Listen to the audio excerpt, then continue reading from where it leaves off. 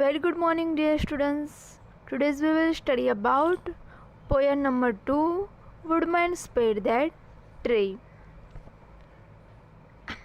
ખૂબ તપે છે તેઓ અડીખમ રહીને, આપે છે ઠંડક છાંયડો બનીને.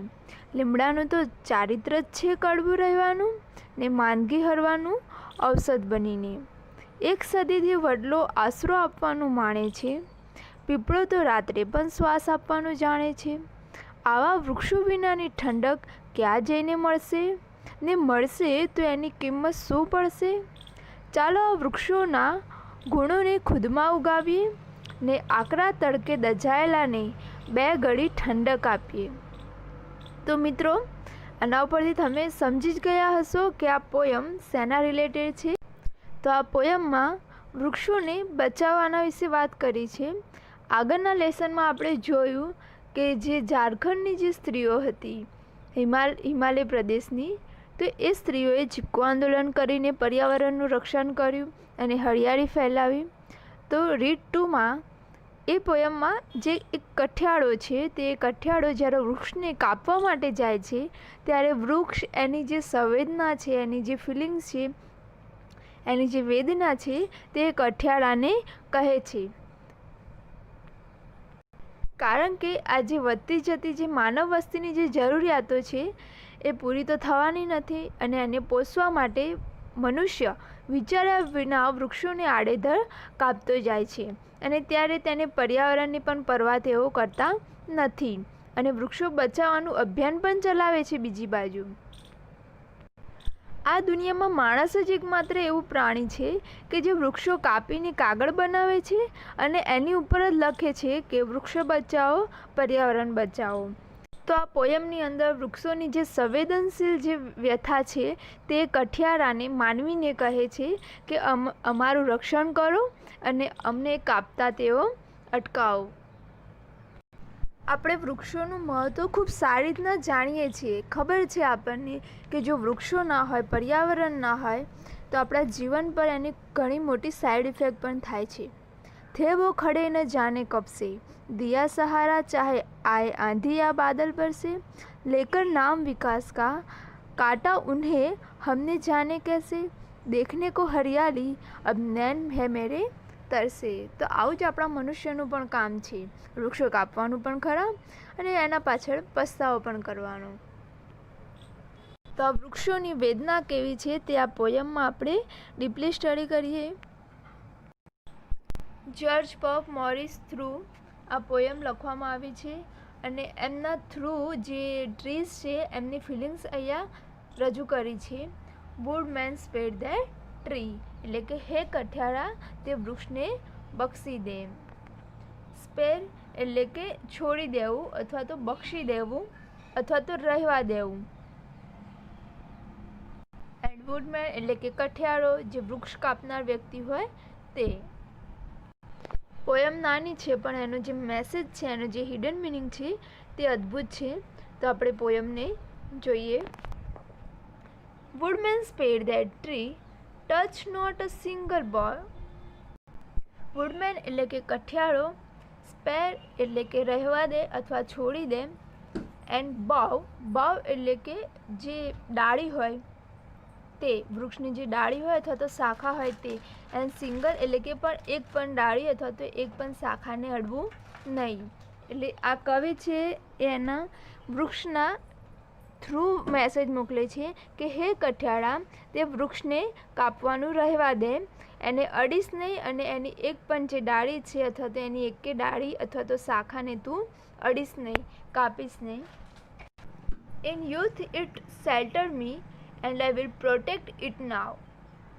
શેલ્ટર એટલે કે આશરો આપવો અથવા તો આશ્રય આપવો અથવા સહારો આપવો, અને એનો સિનોનિમ્સ થશે protection.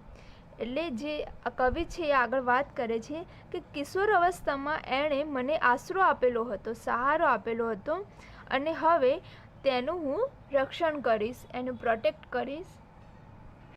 It was my forefather's hand that placed it near his coat, there woodman let it stand,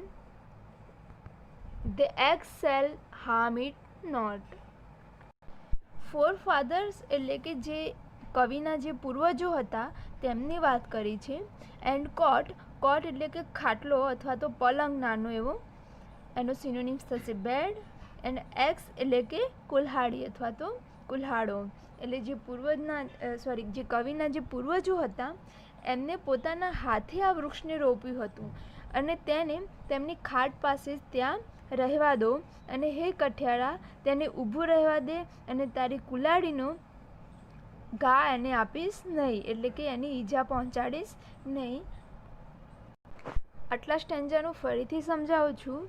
તો કવિ છે એમની વેદના આ વૃક્ષ થ્રુ સમજાવે છે કઠિયારાને, એટલે કે હે કઠિયારા તે વૃક્ષને કાપીશ નહીં, તેને ત્યાં જ રહેવા દે, એને અડીશ નહીં, અને એની એકે ડાળીને અથવા તો એકે શાખાને તું અડીશ નહીં. અને જ્યારે કવિ કિશોર અવસ્થામાં હતા ત્યારે આ જ વૃક્ષે મને આશરો આપેલો હતો, એટલે કે કવિને આશરો આપેલો હતો, અને હવે મારી ફરજ છે કે હું એની હવે રક્ષણ કરું, પ્રોટેક્ટ કરું એને. અને જે કવિના જે પૂર્વજો હતા એ પૂર્વજોના હાથે આ વૃક્ષને રોપ્યું હતું. એ ક્યાં? એટલે કે જે ખાટ હતો એમનો જે પલંગ હતો ત્યાં જ. એટલે કે હે કઠિયારા તો એને ઊભું રહેવા દે, એને અડીશ નહીં, એને ઘા ના આપીશ તારી કુહાડીથી, એટલે કે એને કોઈ ઈજા પહોંચાડીશ નહીં. આ પોયમના રાઇમિંગ વર્ડ જોઈએ તો bow, now, hand, stand, caught and not. એટલે આ રાઇમિંગ વર્ડ તમારે એક્ઝામમાં પૂછાઈ શકે, એનું ધ્યાન રાખજો તમે. નેક્સ્ટ સ્ટેન્જામાં આપણે જોઈએ That old fallen tree whose glory and renown I spread all land and sea, and wouldest to hew it down. Old familiar એટલે કે ખૂબ જ જૂનું હોવું અથવા તો પરિચિતવાળું હોવું, એનો સિનોનિમ્સ થશે નોઝ. એન્ડ ગ્લોરી, ગ્લોરી એટલે કે આબરૂવાળું હોવું અથવા તો કીર્તિવાન હોવું. ઓનરેબલ હોવું, એનો સિનોનિમ્સ થશે ઓનરેબલ, સન્માનીય હોવું. એન્ડ સ્પ્રેડ, સ્પ્રેડ એટલે કે ફેલાવવું અથવા તો પ્રસરિત થવું. And land and C, land એટલે કે જમીન અથવા પૃથ્વી. એન્ડ સી એટલે કે સમુદ્ર. એન્ડ હ્યુ એટલે કે કાપી નાખવું અથવા તો ચીરી નાખવું, એનો સિનોનિમ્સ થશે કટ. અહીંયા કવિ જે વૃક્ષને બચાવવાની વાત કરે છે તો એ વૃક્ષ ખૂબ જૂનું છે, પરિચિત છે, જાણીતું છે, અને એની જે શાન છે અને કીર્તિ છે તે ખૂબ ઓનરેબલ છે, જેથી તે એની કીર્તિ અને શાનને સ્પ્રેડ કરે છે. કઈ જગ્યાએ? સમસ્ત જલથલમાં, એટલે પૃથ્વી ઉપર પણ, એટલે કે જમીન ઉપર, અને સમુદ્રમાં પણ. એટલે જે કઠિયારાને સવાલ કરે છે કવિ કે તેને શું તું કાપી નાખીશ? Woodman forbear this stroke, cut not its earthbound trees, unspread that edge oak, now towering to the skies. Woodman એટલે કે અહીંયા કઠિયારાને ઉદ્દેશીને વાત કરી છે.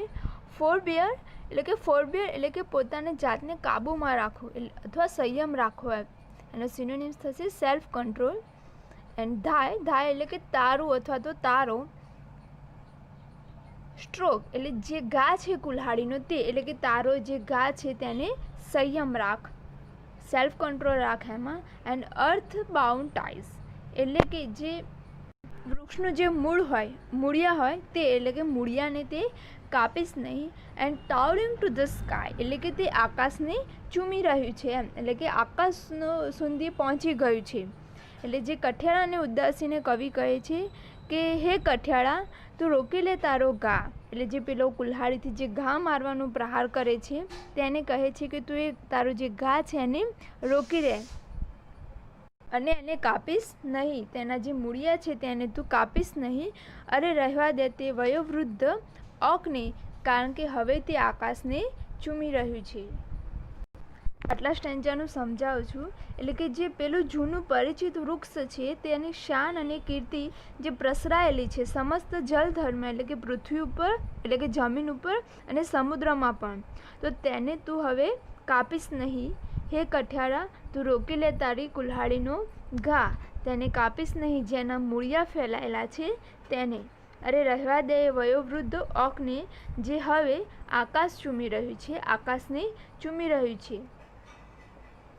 હવે આગળના સ્ટેન્જામાં લેખકે એમની બાલ્ય અવસ્થાની વાત કરેલી છે કે જ્યારે તે નાના હતા ત્યારે આ વૃક્ષ સાથેની એમની જે કેવા ટાઈપની યાદો હતી તો એનું વર્ણન કર્યું છે અહીંયા લેખકે. કે જોઈએ આપણે આગળ. When but an ideal boy, I shoot its grateful shade in all their gazing joy. Here to my sisters played, my mother kissed me here, my father pressed my hand. Forgive this foolish tear, but let that old oak stand. Ideal એટલે આમ તો એનું meaning થાય આળસુ હોવું, પરંતુ એ લેખકની બાલ્ય અવસ્થાની વાત કરેલી છે. એટલે જ્યારે નાના હતા એમની વાત કરી છે, એટલે કે નવરું હોવું, ફ્રી હોવું. અને આનો સિનોનિમ્સ થશે લેઝીનેસ. એન્ડ શેડ એટલે કે છાંયડો, જે વૃક્ષની છાયા મળે તે. એન્ડ જોય એટલે કે આનંદ અનુભવવું. એન્ડ ગશિંગ એટલે કે ઊભું રહેવું, છાંયડાની નીચે ઊભું રહેવું. એન્ડ સિસ્ટર્સ પ્લેડ એટલે કે વૃક્ષની નીચે એમની બહેન પણ રમેલા છે. And my mother kiss me here એટલે કે આ જે છાંયડા, આ જે વૃક્ષની નીચે મને મારી મમ્મીએ કિસ પણ કરેલી છે. And my father praise my hand અને આ જ વૃક્ષ નીચે મારા પિતાએ મારો હાથ પણ દબાવેલો છે. ફોરગીવ એટલે ભૂલી જવું. એન્ડ ધીસ ફુલિશ ટીયર એટલે કે જે એમની બાળપણની વાત કરીને જે એમની યાદ જે ઊભી થઈ છે, યાદોને જે તાજી કરી છે, એ યાદ થ્રુ એમને જે આંખમાં આંસુ આવ્યા છે તેની વાત કરી છે કે જવા દે, લેટ ગો કરવું, જતું કરવું. એન્ડ સ્ટેન્ડ એટલે કે ઊભું રહેવું. જોઈએ આપણે એટલે જ્યારે લેખક નાના હોય છે ત્યારની વાત કરે છે કે જ્યારે હું હતો નવરો છોકરો, હું માણતો હતો તેનો કૃતજ્ઞ છાંયડો એટલે કે વૃક્ષનો છાંયડો હું માનતો હતો. અને તેમના તમામ ઉમળકાભેર આનંદથી મારી બહેનો પણ અહીંયા જ રમતી હતી. અને મારી માતાએ આ જ વૃક્ષની જોડે મને ચૂમે પણ હતો, કિસ પણ કરી હતી. અને મારા પિતાએ પણ મારો હાથ દબાવ્યો હતો. એન્ડ ફોરગીવ ધીસ ફુલિશ ટીયર એટલે કે જવા દે આ બાલિશ આંસુઓને. એટલે જે આ બધી જૂની યાદો તાજી થઈ અને એનાથી એમને જે આંસુ આવ્યા છે તે રડતા રડતા કહે છે ફોરગીવ ધીસ એટલે કે ચલ હું જતું કરું છું, માફ કરી દો. But let that old oak stand પરંતુ આ વૃદ્ધ ઓકને અહીંયા તું ઊભું રહેવા દે. અને રાઇમિંગ વર્ડ જોઈ લઈએ. હિયર, ટીયર, હેન્ડ, શેન્ડ, જે તમારા એક્ઝામમાં પૂછાઈ શકે છે, જે તમે ધ્યાન આપજો. આખી પોયમની સમરી જો કહું તો અહીંયા લેખક એમની જે વૃક્ષ સાથેની જે યાદો છે અને વૃક્ષ સાથેનું જે ઇમોશનલી અટેચમેન્ટ છે એમની, તે એક્સપ્લેન કર્યું છે. જ્યારે વૃક્ષને કાપવા માટે જે કાઠિયારો આવે છે તેને કહે છે કે હે કાંઠિયાળા, આ વૃક્ષને તું અડીશ નહીં, કાપીશ નહીં, એને હાનિ ના પહોંચાડીશ. કારણ કે આ વૃક્ષને મારા પૂર્વજોએ એમના હાથે રોપ્યું હતું, એમના ખાટલા જોડે, એમના પલંગ જોડે, જેથી તું આ કુલ્હાડીથી એની ઈજા ના પહોંચાડીશ. કારણ કે આ વૃક્ષ હવે કીર્તિવાન અને હંબલ એની જે શાન છે એને ફેલાવી છે, સ્પ્રેડ કર્યું છે, જે જમીન ઉપર અને સમુદ્રમાં પણ. અને હવે તું એને કાપીશ નહીં, રોકી લે તારી કુલ્હાડીનો ઘા. કારણ કે હવે આ વૃક્ષનું જે મૂળ છે અને તે વૃક્ષની જે ડાળીઓ છે તે હવે આકાશને ચૂમી રહ્યું છે. અને જ્યારે હું નાનો હતો ત્યારે આ જ વૃક્ષ નીચે હું એનો છાંયડો માણતો હતો, આનંદ માણતો હતો. અને મારી બહેનો પણ આ જ વૃક્ષ નીચે રમેલી છે. અને મારી માતાએ પણ અહીંયા મને આ જ વૃક્ષની જોડે મને કિસ કરેલી છે. મારા પિતાએ મારો હાથ દબાવેલો છે. અને બધું હું ભૂલી જઈને પણ તું આ વૃક્ષને અહીંયા રહેવા દે અને એને કાપીશ નહીં. તે ખૂબ સરસ કોટેશન પણ છે કે जिस दिन मरोगे उस दिन एक पेड़ लेकर साथ चलोगे. प्रकृति का जो कर्ज है वो तो चुका दो यारो, जीते जी 2 पेड़ लगा दो यारो. એટલે અહીંયા આપણે પણ એક સંકલ્પ લઈએ કે આપણે આપણો બર્થડે હોય કે કોઈ પણ સારો દિવસ હોય તો એક વૃક્ષ તો વાવવું જ જોઈએ. Thank you.